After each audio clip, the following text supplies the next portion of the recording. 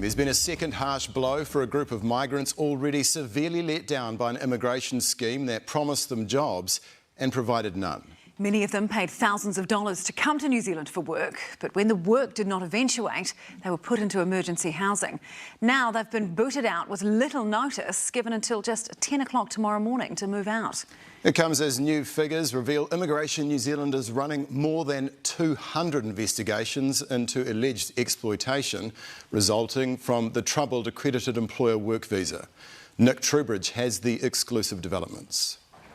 We meet the migrants on the streets of Auckland, still jobless and now soon to be homeless. So tomorrow at 10 a.m, you'll be out of this hotel with no accommodation and no job. Yes. It's very difficult for us to. We still no understand where we go, where we live. Then until now we have totally no money. Mostly they have zero money. When we first met them, they were crammed into these 3 to 4 bedroom houses in Papakura. Investigators eventually found about 140 men crammed into multiple properties. The government provided temporary accommodation in central Auckland, but 4 days ago the men were told they'll have to leave by tomorrow at 10 a.m. They were given 5 days' notice. So how does that make you feel?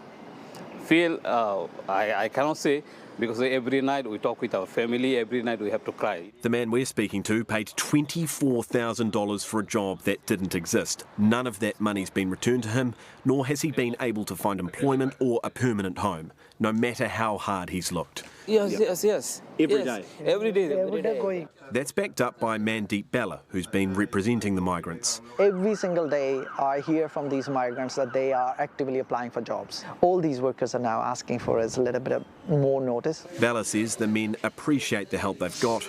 So immigration had arranged temporary accommodation for them, MSD job sessions, as well as weekly allowance for them. But he doesn't want to see them going from here to the streets of Auckland. A sad conclusion to what the minister labelled trafficking. Is it human trafficking?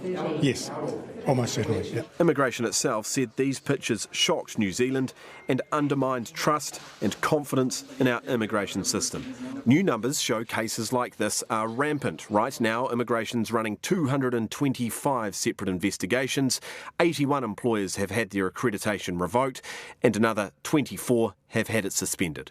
We knew that this visa scheme itself is going to result in exploitation of a lot of migrants. Our cameras were there as the immigration advisor charged in this case appeared in court last week.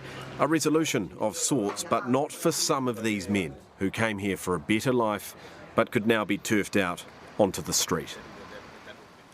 OK, Nick, so what have immigration officials had to say about this? Yeah, Mike, they've come out pretty strong this afternoon, you'd have to say, basically saying this was always a temporary measure, and they say that these guys were warned on 4 occasions that it would be temporary. But what we don't know was, before Monday, was there a date given? Because, of course, the migrants say Monday was the first time they were told that they would have to be out tomorrow at 10 a.m, and that is obviously only 5 days' notice. But immigration, as I say, says it was a temporary measure while they came up with a support package for these guys. There will be that support, but I guess it comes back to this. I said I was embarrassed to go into one of those houses when it first popped up, right? But these men are not overstayers. They haven't duped the system. They've been, you could argue, done over by the system. As of 10 a.m. tomorrow, they will be out on the street. And I think for us and for Kiwis out there, it's a question of whether or not that's fair. Where are they going to go? OK, Nick, thanks so much for the update.